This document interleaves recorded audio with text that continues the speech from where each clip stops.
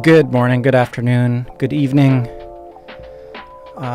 Whenever you're tuning in, thank you so much for tuning in. I'm Mark Wagner, your host, DentalBytes.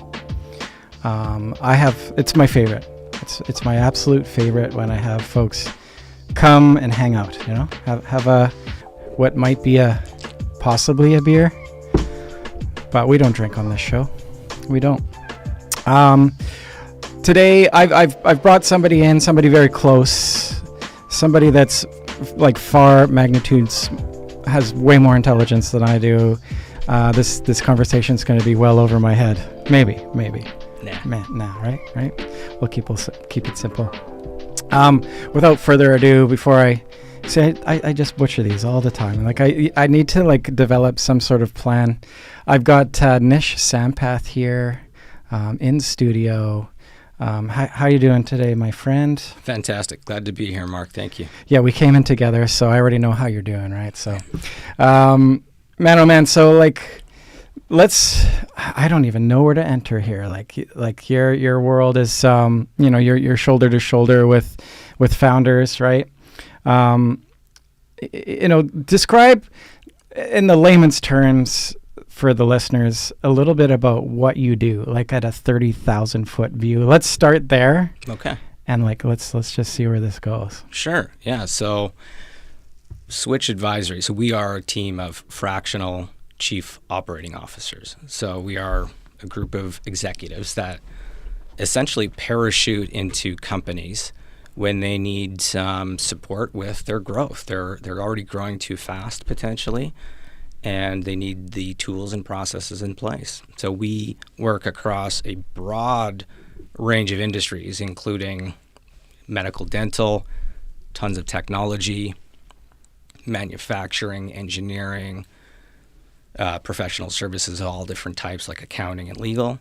And we help get founders and CEOs out of the weeds and help them get their companies growing by pointing the ship in the right direction. Yeah, that's how I understand it. Good, because I'm on the right track. That's awesome. What common themes are you seeing out there? And first of all, cheers, my friend. Cheers. I appreciate it. Thanks for coming out all the way from Calgary. This is the purpose of your trip, right? Obviously, of course.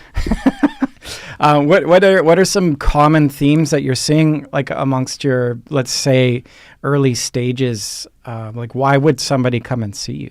That's a great question. I think there's some pretty specific inflection points that happen in a company where they're thinking, hey, we might need some external support, and we don't want an advisor just to tell us what to do, or a coach that's just going to kind of, again, tell you what to do from the sidelines.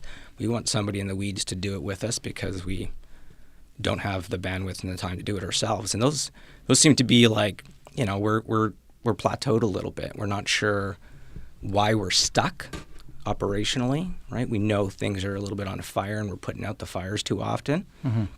Sometimes it's around succession planning. So new leaders coming in, new leaders going out. How do we bridge the gap and help these folks kind of succeed in the new role as they're coming in? Sometimes it's hyper growth. So you've bought or merged with another company, or you're frankly just doing awesome and you need to put the tools in place so you can scale effectively. So we've have a couple of inflection points that we find across the industry. Mm-hmm, mm-hmm. Oh man, that must be some pretty interesting work, and it's all driven by people, right? People, and then obviously systems in play, a big deal. Do you dissect what's the starting out process? Do you sit down with the team and just kind of work out all the variables and then take it from there, kind of thing? It's great, yeah. I mean, we kind of built this methodology, and it helps us get into companies pretty quickly and make a little bit of a difference in a short period of time. And it's based on what we like to call is kind of like agile startup tools along with corporate blueprint tools, and we combine that with a lot of the operating system functions that you find in the entrepreneurial operating system playbook and the Rockefeller habits. But we go into a company and we look at their value chain. So from sales and marketing through to client execution and all the way through to finance and legal at the back end, we say, where are those opportunities for improvement across the entire value chain that makes sense. And then we have to prioritize that, because there's probably only 2 or 3 things that are going to truly move the needle, right? From a revenue perspective or an operating cost or a cost of goods sold perspective. Mm-hmm. So we got to focus. It's all about totally focusing our energy. There's tons of stuff you can do. And frankly, that's where most leaders get lost, because they know what to do. They just do too much of everything and not directly target those incredibly important, hyper important opportunities for improvement. So we just figure that out. And it's always, would you say an exact sort of like not letting go of the tools? Like what are like the, what are the common things that you're seeing when you're getting into like starting onboarding with a client? 9 out of 10 problems are people problems. Yeah. Do you have the right people in the right seats? Mm-hmm.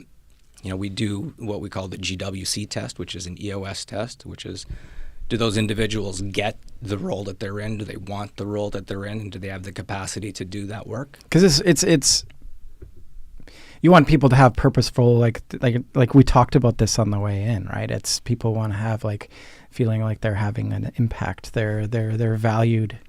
How do you circumnavigate that kind of thing? Like, is that must be the hardest part of all, like the whole process. The biggest problem is, leaders think the goal line is here and your team thinks the goal line is here. You're literally kicking in different directions. Yeah. And so we have to line them up on why. What is the why? Yeah. That everybody's fighting against. I love the Simon Sinek, man. Yeah. Like seriously.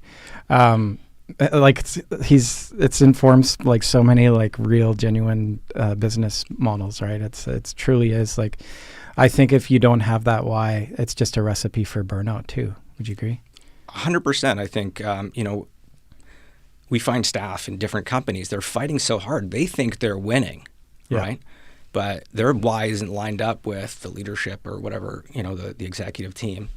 And, the other person, that leader, thinks they're working really hard, but not accomplishing what they want to. Your team is working really hard, and they think they're accomplishing what they should, and that totally leads to burnout all the time. Mm-hmm. If we're just fighting in the same direction because we've actually come together and said, what is our why? Mm-hmm. It makes life so much easier. And what do you do in a situation where the whys are in line, but the data suggests that things are not going according to plan? Like it's the sort of the flying the airplane blind sort of situation. There's a lot of folks out there that are not measuring their business from an analytical standpoint. Is like I see that on our front all day long. Yeah. Do you see that? Constantly. I mean, I think the biggest challenge we talked about previously was people are pretty blind to their financial situation. Mm-hmm. Even if they're making a lot of money and the business is seemingly doing well, they don't actually understand where the bleed is, what's happening in the company. But you can look at that, frankly, from the entire value chain. Like, what parts of the value chain are worth measuring to tell you if you're healthy or not? Mm-hmm. And are we assigning accountabilities to people and measuring specific things against those accountabilities? Right, so you actually know if you're doing well in your role, which is an incredibly important and satisfying piece of information to know. Absolutely, yeah. And I also see, like, to play the devil's advocate too. There's a lot of folks that fixate on the numbers, and they sort of miss the magic, the X factor stuff that swirls around it too. We can get to, like, in the medical world too. Like if people are looking at their data too deeply. And what's driving the business, right? Like I think that's sort of what should be fixated on, is that sort of what drives the business and where's the opportunity, and then point the ship in that direction and then build everything around that. Too many measures is useless, right? Too much information almost leads to too much choice, and as humans, we don't deal well with choice. Right? It's true.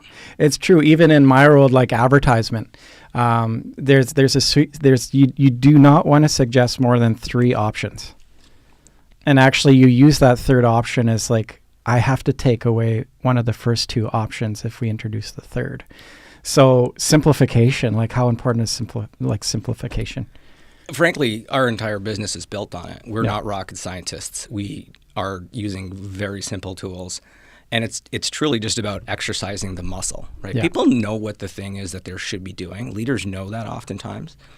It's, the analogy we like to use is you're going into the gym, Yeah. and you can get a workout plan and go into the gym and feel really great about yourself and do it once, and then you're done and you never go back. Yeah. We are that individual who's in there helping you make that routine every single day. So we're doing those very simple practices on a routine basis. And that is what gets you growth and success in the long term. Yeah. What are the misconceptions that you see out there about what you do? The CEO, Fractional CEO, like what's sort of lay the foundation straight here, on that. Yeah, well, I think the biggest challenge is Fractional COO is a new industry practice, right? So people think that maybe we are just advisors who are going to, hand you over a PDF or a PowerPoint deck and tell you what you should be doing, or, coach you from the sidelines on a monthly basis and say, here's the stuff that is important in your business. And frankly, we've built our practice around being in the weeds, right? We actually think it's quite fun learning about companies, working with actual human beings, and making a really significant difference in their lives and their companies. I think that's the biggest misconception, is they don't realize that we become a member of their organization for that 6 to 12 months or whatever that engagement period looks like. Mm-hmm. And it's like you mentioned it earlier too, like how important it is to identify that inflection point, right? That seems to be like the critical point where you would come in and make sure that everything's like, especially when there's like mergers or anything like that happening, making sure that you start off on the right track.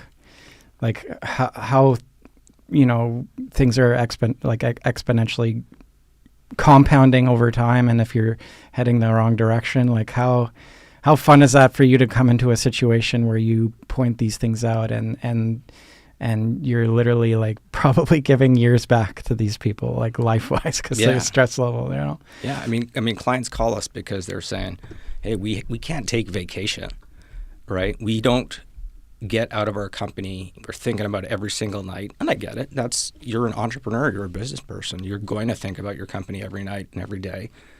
But that ability to like release, trust your people, trust that the process and the machine that you've built is actually going to succeed without you sitting there day in and day out.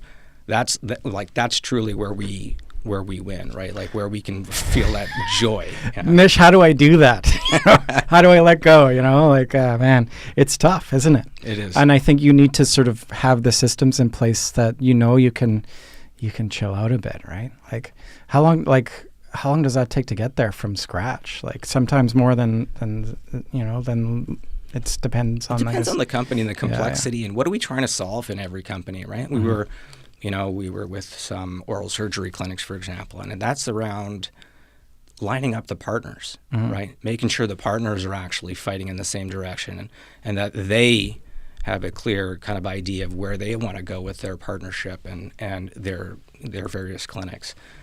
So generally, we're probably in there for 6 to 12 months, sometimes longer, depending on the size and complexity, right? If it's you have a 100-person organization with multiple locations, it takes time to kind of build that consistency of practice across different sites. But that's, our ambition is to be able to replace ourselves effectively, right? We build this machine and then we hand it off to somebody to just maintain it going forward. Yeah. What does that look like after the fact? After you guys have said and done, signed and sealed, and you're on your way, do you hear back from folks that things have kind of fallen off track, or there's new variables that come into place? There's always new variables, but we try to maintain the foundational piece of it also. The foundational piece, plus we try to maintain relationships with our clients where we're still coaching them after the fact and having that. I have 3 ex-client calls next week, for example, where we're just going to go through and make sure things are humming and they're continuing on with the practices that we set in place. But it's all about replacing ourselves with good human beings and making sure the rest of the team is strong, right? Yeah. What do you, like in your experience, what are of the 4 pillars, if we're talking about people, strategy, execution, or cash, what's the most neglected? That's great. I mean, I think honestly, so I think oftentimes you'll focus on people, right? Depending on what your baseline aptitude is. If you're a people person, you'll focus on people. If you come from a financial background, you make sure the books are clean. But I would say, honestly, finances, interestingly enough. Yeah. Right? Just not really understanding where the money is, and not just revenue and expenses, right? That's too easy. But looking at the value chain of an organization and saying, okay, what parts of the business are generating revenue? What are the expenses? What are the costs of goods sold and operating costs associated with each part of that value chain? Mm-hmm. Are we getting the return on all of those elements in a combination? Right. When you're kind of assessing like growth readiness, what are the biggest red flags? Red flags is you don't know where you want to go.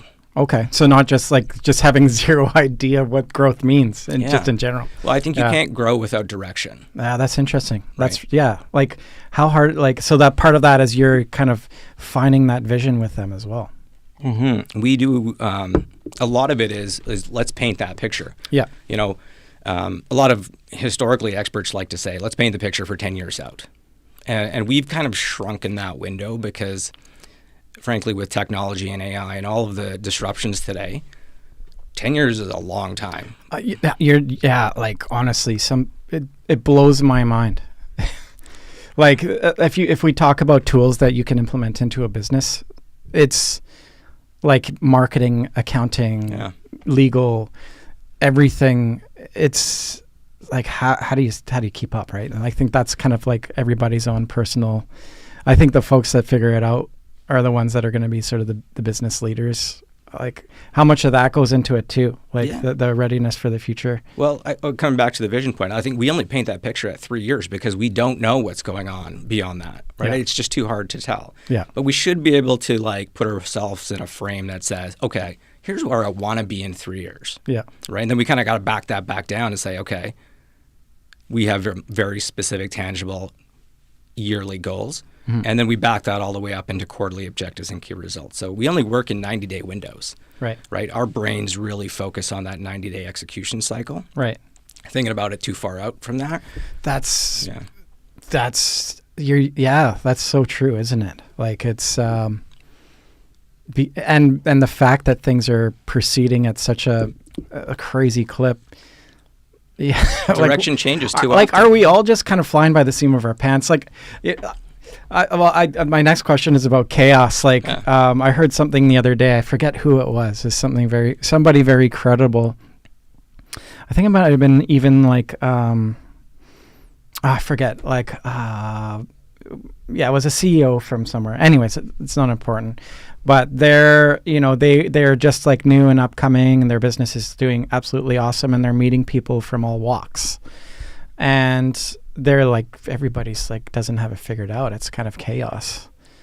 How the hell do we combat chaos? Is it a proper plan? But a plan can be broken. Is it sort of your readiness for anything going to come your way sort of thing, right? So I think there's opportunity in chaos, number one. Yeah, that's always true. That is true. Right. So yes. I like to look at chaos in a positive light. But having said that, I think you see O'Leary licking his chops when anything awful's happening. It's a terrible thing, right? Yeah. I mean, the hedge funds are going crazy. Yeah, that's right. Yeah. But I think it kind of comes back down to maintaining some level of mental focus. There's going to be a lot of noise, and you have to block it out and say, okay, back to what is the most important of the most important of the most important thing I'm going to do. Because chaos comes, we generate chaos in our brains because we are firing in so many different directions. We're wearing so many hats. We're doing so many tasks. We have these giant task lists, and we think we have to do everything. And it comes back down to you don't. Most of it isn't actually going to move the needle in your company. Mm-hmm. There are 3 or 4 things that you have to do in the next 90-day window. And if you do those, you will have a really significant impact in where you want to go. I think we're all our own worst enemies too, hey? How much of the problem is kind of self-projected? I'm so guilty of that. I know for sure. How do you these you get the little anyways. The constant vibrations we talked about. There we, like that. What a perfect timing for that, right? Derailment. How are you? What are you telling to these leaders to trust in the process and just having the confidence that everything's going to be okay? When everything's on the line, is that different? Do you kind of are you looking at things from a psychological standpoint where you're addressing the type of character that you're dealing with and how they're going to be successful? There's some of the analyzing the people too, right? Yeah, 100%. I mean, where do they want to be? What is their zone of genius? What things does actually bring them energy? The zone of genius. Yeah. What takes it away? I love that. Yeah. What keeps them up and for the good reasons. Exactly. Right. I think we have to have that conversation and assessment with each of the folks. Yeah. Across the organization, because you want to keep them in that zone of genius. You don't want to take away stuff that gives them energy, right? So you're coming in sometimes and you're finding out this zone of genius, and the business itself might change because of it, the focuses and things, right? Yeah. I mean, we come into organizations where, some of the founders, they don't want to be selling. Generally often we find founders are often the best salespeople for the organization, but some of them don't want to be in that seat anymore, right? They did that at the onset of the company. They built it.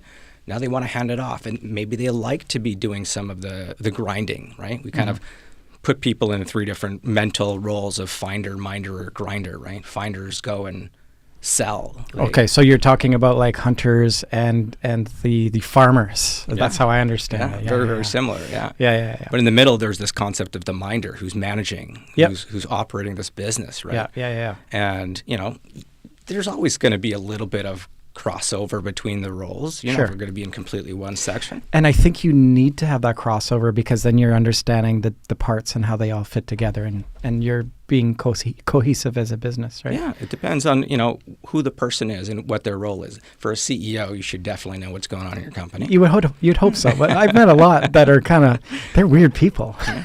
I'm sorry. It takes an interesting type of person to be in that kind of position, especially when you're talking about the tens of millions of dollars and sometimes hundreds and thousands of people underneath you. Is it in your experience for them, how do they view it all? Do they see everything is it an accounting numbers thing, or are they concerned about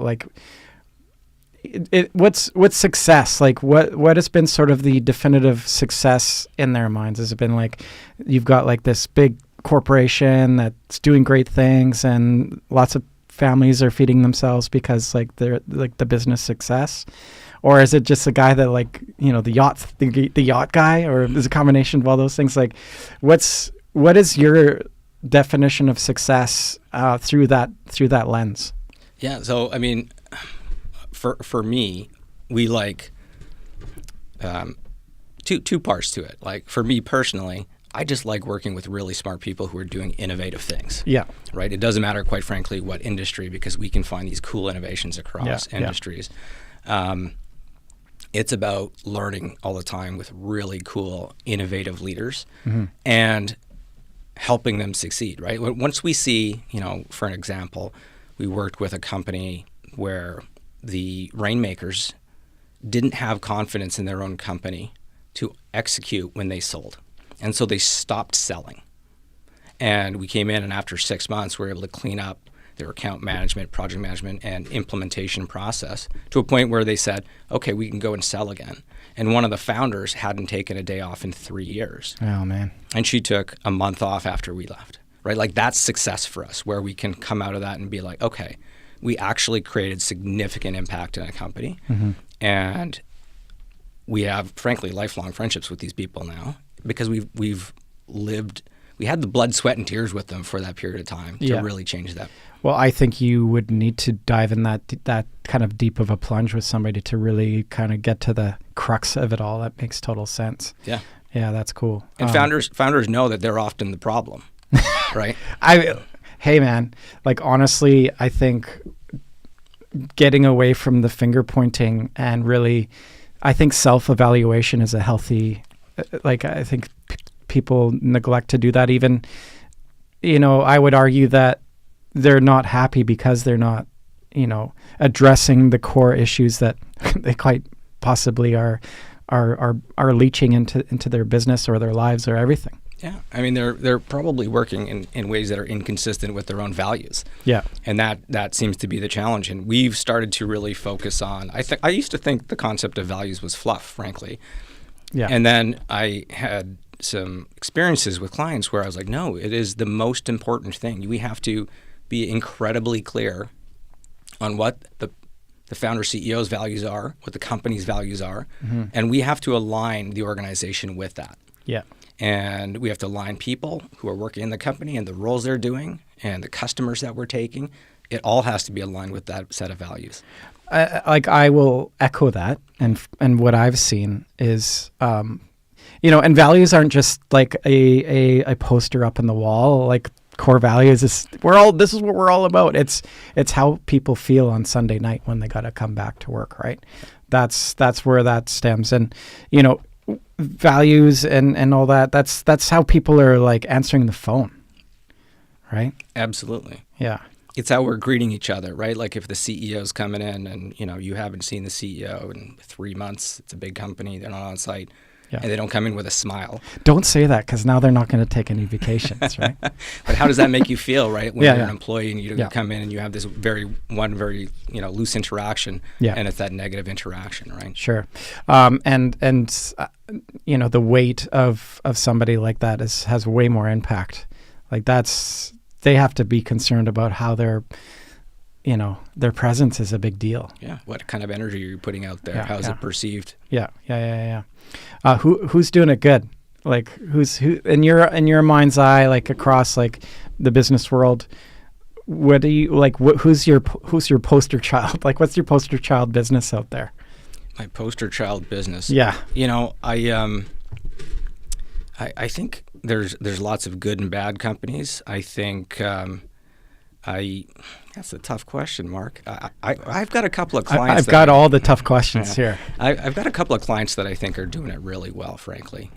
We have a manufacturing client. We've got a marketing agency. They're doing it really well, and I think after we get them lined up and fighting in the same direction, they really dig into some of those processes and get the people on board, and they're really making a difference in their community, right? I think for me, doing well is not just the company is doing well, but we like to add kind of a social impact element to our work. Absolutely, yeah. And so, one of my previous clients, they really fit that into their entire business model. I love it. Yeah. It makes it for purposeful work, I think. Like if we can, we should.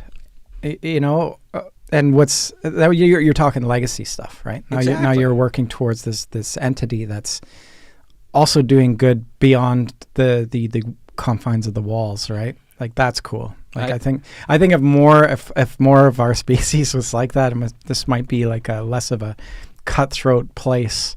If we're all kind of now the community's working together, doing great things. Yeah, and frankly, we are incredibly lucky to even be in the position to start these companies, to do this work. And granted, it was an incredible amount of hard work and risk and, this labor of love. But once we achieve some impact, like some financial success, it's I think, an important element to then share that with less fortunate individuals. I love it. Yeah. I do. I think that it's built into our piece too. Like, we're not here forever, right? So I think, if we have a good impact with the business, like why not have a good impact with everything that it touches, including the community, right? We even try to build it into some of our comp structures. So if there's a bonus model within the organization, we'll name charities as one of the employees that might get some that's part amazing. Of the bonus. Yeah. That's really cool.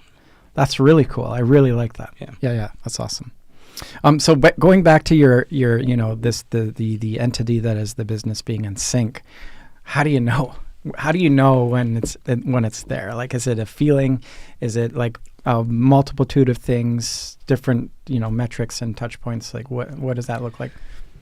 It feels easy. It's rhythm, right? Easy is maybe flow state. Yeah. But we build a lot of it is simplicity through routine, right? You're not doing complicated things. you're making it easy just because you do it on a routine basis. You're having the same leadership conversations in the same method. You're looking at the same, marketing metrics or key performance indicators across the business. Yeah, KPIs are a big deal. Right. Yeah. You're looking at your objectives and key results and your strategy on a monthly and a quarterly basis to make sure you're actually doing the work to achieve those. Right. You are having these morning stand-ups every morning to make sure that you are communicating with your team and the handoffs are really strong, right? And that you're feeling that energy and that collaboration across the team. Mm-hmm. So I think it's not a financial thing, because you can do well until you don't, right? Until things start to break underneath. Yeah. It's an energy thing, right? Do you have that feeling of I'm constantly firefighting, or things are actually positive? I can focus on my zone of genius. I think we're going to grow. I'm hopeful, right? Yeah. Like that is, once you find you can put that CEO, founder, and the leadership team in that position, that's success. I'm stealing that zone of genius, by the way. Yeah. I love that. That's great. Yeah. That's good. I love that. What's your in your opinion, what's the difference in between a leader and a manager? Leader and a manager. I mean, for us, leaders are setting like really strong direction. They're coaching. They're making sure that individuals have the supports that are required to succeed. Managers, if we're being honest, they're kind of watching over you. They're just ensuring that the daily execution is happening. And we like to kind of remove ourselves from management and remove managers from management and put them in that leadership position where you're ensuring the long-term success for that individual. You're looking out for their well-being. You're looking out for where they want to go career-wise, and you're helping them get there. You're not just managing daily tasks, right? You become more outcomes-driven versus task-driven. Yeah, I love it. It's and looking at time differently too. Mm-hmm. People sort of associate dollar signs with time, I think, and that's a misconception, especially with the implementation of AI and things like these tools coming into place. Like, time is going to become a really interesting thing. Totally. So outcomes, I think, is key, isn't it? Yeah. I mean, when you think about it, even the old kind of consulting and business models were all time-based. I charge you for an hour of my effort versus here's the impact I made. Yeah. Right? It should be impact-based and outcomes-based versus time-based. Yeah. There's this little video of this graphic designer, mm-hmm. and he's like one of the best logo designers on the planet. And that's his campaign is based around, if I can make you your logo in an hour and it's like a classic, the best logo ever, and it's only taking me an hour, I'm still going to charge you $10,000 to make that logo. Like, it didn't take me a week. Like, don't associate time and I think that's sort of a key element that it's gonna be a hard concept for people to kind of to figure out. Yeah, especially as we move to this, everything's moving to subscription based. Yes. Right. Yeah. We're not kind of charging by hours and minutes. We're more subscription based. Yeah. And so as you do that, it is truly to effectively move to a subscription based model in any business. You have to understand, obviously what your inputs and outputs are, but you have to figure out that time's not the equation anymore. You are truly just creating impact for your client, and you're trying to do that as effectively and efficiently as possible. Yeah. So back to sort of the to switch and your tools and frameworks. You combine EOS and scaling up frameworks at Switch. Like, how do you decide which elements to lean on and like which for each client? Yeah, I mean, I think it's all kind of rooted in the Rockefeller habits, right? So building routine within the organization. We pick based on what a company actually needs. If you go and you look at some of these frameworks, unfortunately, because both of these models have been acquired by bigger companies, they're going to tell you have to do every single piece of it. And we don't subscribe to that necessarily. Our experience has shown that we just do the things that are most relevant for a specific company based on their challenges, right? So you don't have to have every single piece of the structures implemented all at once. Would it be nice? Absolutely. Right. But frankly, these take a long time. This is a lot of exercise to go through in the gym before you can actually put it all in place. Right. And OKRs and scorecards are a bit of a buzzword. Would you agree? Like, what are the biggest mistakes company are making when they're trying to implement something like that? Too much. Too much. Yeah. Always too much, right? I think it comes down to, yes, you can't manage what you don't measure, but what do you need to manage and what do you need to measure, right? Yeah. From an OKR perspective, if you have too many objectives and you're trying to do too much, you will do nothing. Yeah. You spread yourself too thin, people burn out, your teams are not effective because they still have jobs to do. And frankly, you get nowhere, right? And so whenever we're leading these workshops, it's thank you. That was nice that you had this broad sheet of things we can fix. But then we got to focus back onto that most important of the most important of the most important thing. Right. There is only a few things that we need to do every 3 months that are truly going to move the needle. Right. And getting that laser focus is absolutely paramount in success. Like, how much time are we just making work to just be busy? Right? I mean, we do that all the time, right? I'm very good at that sometimes. All the time. Like, even I'll find myself, after I've done the work that I know is the most important stuff, I will start giving myself more work. Yeah. And I'm trying to figure out how to get to a place where I actually say, no, I've accomplished what I actually needed to accomplish. How do I reset, relax, take a little break? It's summertime, go outside, go for a walk, and almost structure that into the conversation as these are now the most important things. Yeah. My personal, mental, and physical health. Yeah, like a tequila and a steak, right? Like a tequila and a steak. Love it. So like time flies so fast, right? That's crazy. Like we're through 2025. Like, are you following everything that is AI and all the tools that are available out there? I'm trying to. It's overwhelming. It is. But I think a lot of it is, I think we're just looking at it too much from a tool perspective and not like, are the companies actually ready for it? What do we need it for in our specific organization? Yeah. Because you can get overwhelmed. There is a wild amount of tools out there, and there might be one that you can spend thousands of dollars a month on. That there's a new one coming up that's free. Right? Yeah. It's like it's growing so quickly. Do you think companies are going to fall behind if they're not looking at implementing some form of AI in their automation? There's even for this one blew me away. So a big time waste for the dental practice is the front end reception calling up the insurance companies and staying on hold and figuring out sort of people's policies and stuff.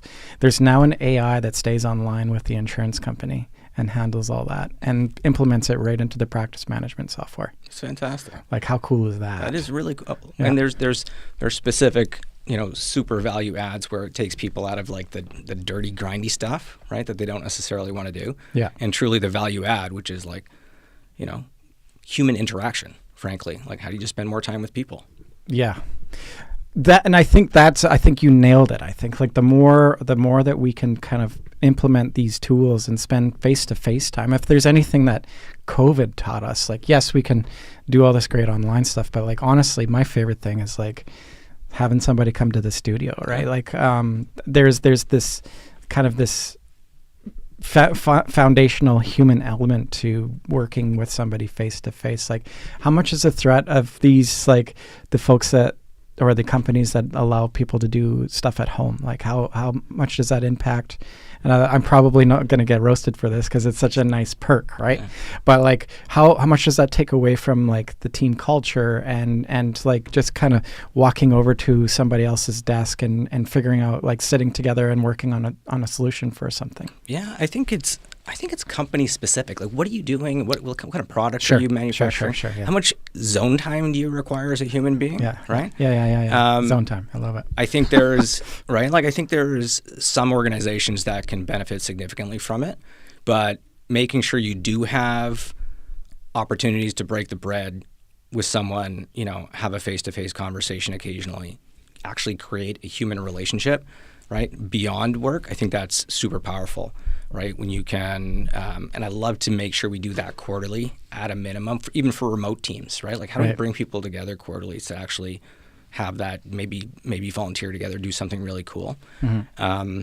Because what used to be, online meetups, everybody wants in person now. So they want to have that human interaction They don't want to just be stuck in the basement. I'm stuck in my basement. Right? Same here. I'm like, yeah, I'm in a bedroom, Yeah. a little office.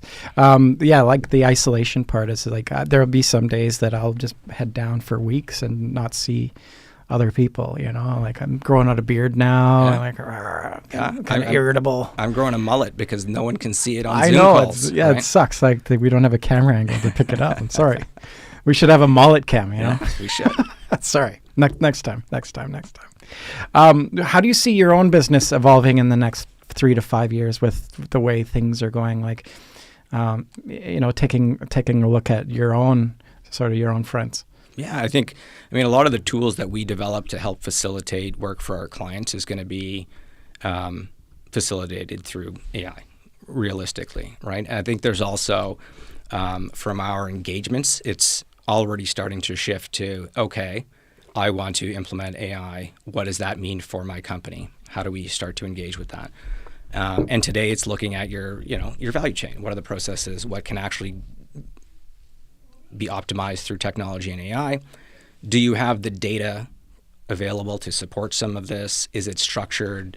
Do you have the people that are capable of using the technology appropriately? That's a big deal too. Yeah. That's a huge deal too. Like, it's technology is like buying a sports car. Like you're buying a sports car for all the gadgets inside. If you're not using all those things, then you're not getting the full value out of whatever tool that you're spending on. Like I see a lot of redundancy too, and there's overlapping on tools that kind of do the same things and all that kind of stuff. Truly. And then, how do you move beyond just kind of, LLM based, queries to write a, story for you or a post versus agentic AI that's truly going to actually impact workflows in your company. Yeah. And you're like, what have you seen being sort of an impactful piece that everybody should have in this day and age? And like, obviously, ChatGPT has been like at $20 a month. Yeah. Like the amount of value that it's incredible. I think experimentation, right? Like if you are not riding the wave and a part of it, the wave's just going to crush you and take you over. 100%. Right. Yeah. And I think so. I think if you're too fearful of it, right, you're going to run into some of those challenges where you are going to get left behind very quickly. Yeah. If you are experimenting, if you're curious, if you're preparing your organization and your team, not just you, right? Because that fear, uncertainty, and doubt, that FUD can set in pretty quickly. Mm-hmm. Oh, my job's going to go. But not necessarily true. Like, how do we empower people to start experimenting and using that in their daily lives and their work? Yeah. So they're riding the wave versus getting rolled over by it. And I think, if we talk about evolution itself, like I think business takes that route too. And the winners out there evolve. Like the world is not a static place. Like it's forever changing. Like almost like you said, every 90 days, things are flipping over. Like, talk about like paradigm switches, like the amount of change that I think that AI, the impact that it'll have, I think it'll be bigger than the Industrial Revolution. Like I don't think people really realize like what we're embarking on. It's crazy times. Yeah, and it can be fear-inducing, right? Sure, right. Absolutely. But I think change in general is just has a habit of bringing on that fear because people are happy. They've kind of got to this flow state. They see it as sort of like a threat to that almost, right? We become complacent, right? Yeah. We like our daily routine, the thing we do. You switch it up, you introduce a new variable into it, whatever that looks like, even a new human into the organization. Yeah. And people are like, whoa, what are they here for? What's going on? Yeah. Right. Yeah. And so you got to get ahead of some of that with your teams and with your people and with yourself, and make sure you're just like learning, experimenting. So it's not something that's being done to you. You're part of it. You're implementing it. Yeah. That makes total sense to me for sure. Cool, man. Cool. Like coming into this conversation, obviously we booked this a while ago. Like, what things were sort of resonating through your mind? Like, what pieces I talked to you about what your top of mind stuff is, right? Yeah, I think a lot of it is just, you and I chatted about this. One is, how do we create physical communities, right? So Yeah. and do better together, right? I think as a lot of this technology starts to seep in, we need to, come together and support one another. And I think, I see, I don't know if you're seeing this too.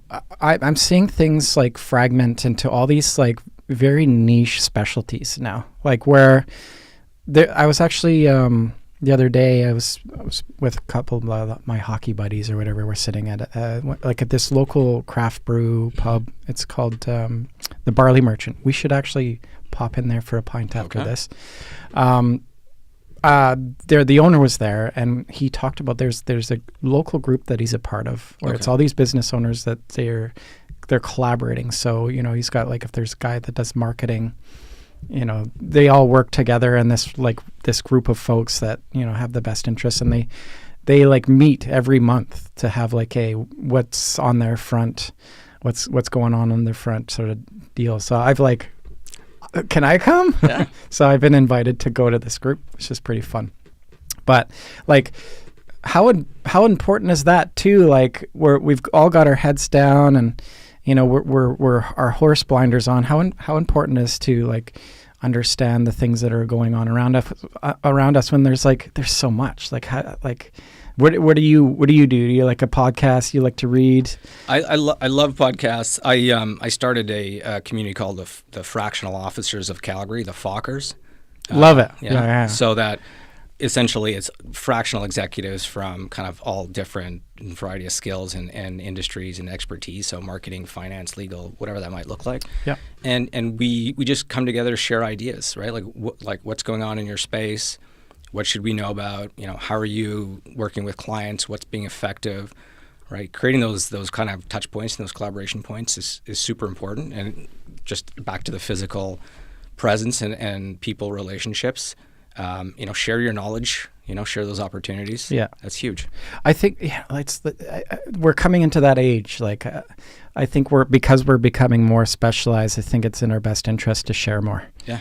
Like you might have some competitors that, like, even with competitors too. Like, I think because you're going so niche, there's plenty of fish in the sea. Like, I think I think we win together, frankly, right? And you brought me. I think you told me about this book too, like Red Ocean, Blue Ocean. Like it's like they're it's becoming more of a blue ocean. I think people are by default. I think and like the access to like tools and things like that.